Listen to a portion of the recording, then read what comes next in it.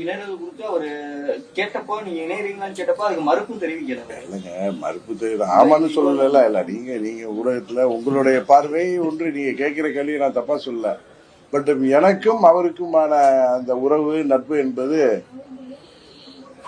கிட்டத்தட்ட 40 ஆண்டுகளாக உள்ளது.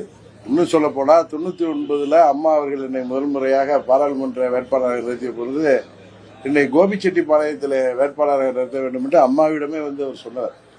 ஏன்னா நாங்களாம் அந்த 87களில் கட்சியெல்லாம் தாண்டி அண்ணன் தம்பிகளாக நாங்கள் பழகியவர்கள். அவர் போல இந்த அம்மாவுக்கு ரொம்பவும் பிடித்த சில தலைவர்கள் இருக்கிறார்கள், சில பேர் இன்றைக்கு இல்லை, மறைந்து விட்டார்கள்.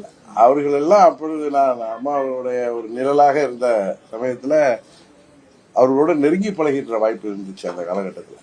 அதனாலதான் சொல்றேன், நான் அரசியலாக பேசவில்லை.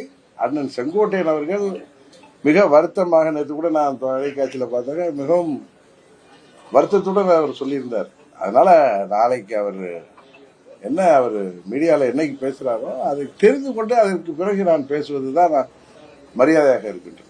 இப்போ சட்டமன்ற உறுப்பினராக இருந்து ராஜினாமா பண்ணது அதிமுகவுக்கு பின்னடைவா இல்ல அதிமுக ஒருங்கிணைப்பு குழுக்கு பின்னடைவா? யாருக்கு பின்னடைவு என்பது உங்களுக்கும் தெரியும், தமிழ்நாட்டில் உள்ள அத்தனை அரசியல் கட்சிகளுக்கும் தெரியும், தலைவர்களுக்கும் தெரியும், தமிழ்நாட்டு மக்களுக்கும் தெரியும். கரெக்டு தானே? அதுதான் உண்மை.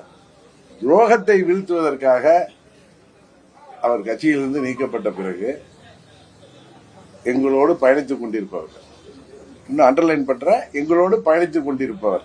கரெக்டா? அதனால அவர் ஒரு முடிவு. ஏன்னா 2 நாட்களுக்கு முன்பு கூட 23ஆம் தேதி நினைக்கிறேன் ஞாயிற்றுக்கிழமை ஈவினிங் கூட என்னை வந்து சந்தித்து என்னோட பேசி இருந்துட்டு சென்னைக்கு வந்தா என்ன இந்த 2-3 மாதங்கள்ல சந்தித்து விட்டு செல்வார். என்னோட அரை மணி நேரம் பேசி இருந்துட்டு அவர் நீக்கப்பட்டதுல மிகவும் ஒரு மன வருத்தத்தில் இருந்தார். அது பழைய கதைகள் எல்லாம் பேசுறப்ப, இந்த மாதிரி நிகழ்வுகள் பேசுறப்ப அதையும் சொல்லிட்டு அன்னைக்கு ஒரு 1/2 hour இருந்துட்டு ட்ரெயினிங் போறேன்னு சொல்லிட்டு போனார். ஆனா அன்றைக்கெல்லாம் அவர் இந்த முடிவு, என்ன முடிவு எடுத்திருக்கிறார், இப்ப நீங்க சொன்ன மாதிரி ரிசைன் பண்ண போறதோ திரு விஜய் அவர்களை சந்தித்ததை பற்றியும் என்னிடம் அவர் எதுவும் பேசவில்லை. எல்லாவற்றையும் தாண்டி அவர் மீது எனக்கு மிகுந்த மரியாதை உண்டு. அதனால அவரு ஊடகத்தில் எதுவும் பேசிய பிறகு அதற்கு பிறகு நாம வந்து அதை பற்றி பேசுவதுதான் நன்றாக.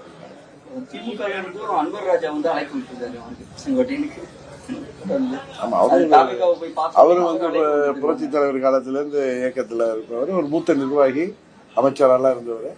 அதை நானும் பார்த்து தொலைக்காட்சியில. அதுபோல அமைச்சர் சேகர்பாபு எங்களுடைய பழைய சகாதான அவர் போய் அவரை பார்த்து பேசி அதெல்லாம் தொலைக்காட்சியில பார்த்தேன். பொறுத்திருப்போமே, அவசரப்பட்டுக்கிட்டு நீங்க உங்க கேள்விகள்லாம் சரி. ஆனா அவர் வந்து சில பேர் சொன்ன மாதிரி பைலட்லாம் கிடையாது, ஒரு சிறந்த நிர்வாகி. அவரை கொங்கு நாட்டு தங்கம்னு எல்லாரும் சொல்லுவாங்க கட்சியில் உள்ளவங்க. ஒரு மென்மையானவர், எல்லோரிடம் நன்றாக பழகக்கூடியவர், நன்றாக கட்சி பணி செய்யக்கூடியவர். அவரை பற்றி நாம் ஏதாவது இந்த நேரத்தில் சொல்வது அவருக்கு மன வருத்தத்தை கொடுக்கக்கூடாது. அந்த முறையில் எனக்கு ஒரு அண்ணனாக, மூத்த அண்ணனாக நினைக்கிறேன். அதனால வந்து அவர் ஏதோ பேசிட்டோம், அதுக்கப்புறம் வந்தார். தலைவர் விஜய் சந்திச்சிருக்காரு. அப்போ விஜயோட இது பவர் அதிகமாகுது அப்படிங்கிற மாதிரியான ஒரு இது இருக்காது சார்? நீங்க அதாவது அண்ணன் செங்கோட்டையன் தீர்க்கமாக சிந்தித்து 77, 72னா எனக்கெல்லாம் இப்போ 9 வயசு தான். நாங்கெல்லாம் பள்ளி செல்கிற மாணவனாக இருந்த காலத்திலிருந்தே அரசியல் இருப்பவர். 77லேருந்து தொடர்ந்து சட்டமன்ற உறுப்பினராக இருப்பவர். 86ல் புரட்சி தலைவர் மறைவுக்கு பிறகு 87ல் அண்ணன் முத்துசாமி அவர்கள் அப்பொழுது அங்க அமைச்சராக இருந்தார். அங்க 11 தொகுதிகள் நினைக்கிறேன், 11 எம்எல்ஏகள்ல 7 பேர் செங்கோட்டையனோட தான் இருந்தாங்க அவரை சேர்த்து, அம்மாவுக்கு ஆதரவாக. அப்போது மாவட்ட செயலாளர். அந்த காலகட்டத்திலிருந்து எனக்கு அவரை தெரியும்.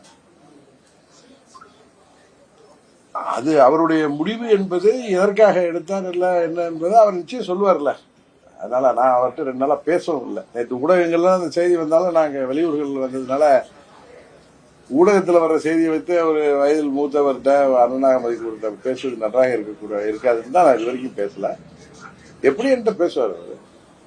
அதனால அதுக்கப்புறம் நான் அவரை பற்றி பேசும் பொழுது எதா இருந்தாலும் அரசியல் எல்லாம் தாண்டி எங்களுக்கு அவர் மீது மிகுந்த மரியாதை உண்டு. அதனால நான் வெளியே பேசுவேன். அமமுகவோட நிலைப்பாடு என்ன சார் 2026 தேர்தல்? பொறுத்திருந்து பாருங்க.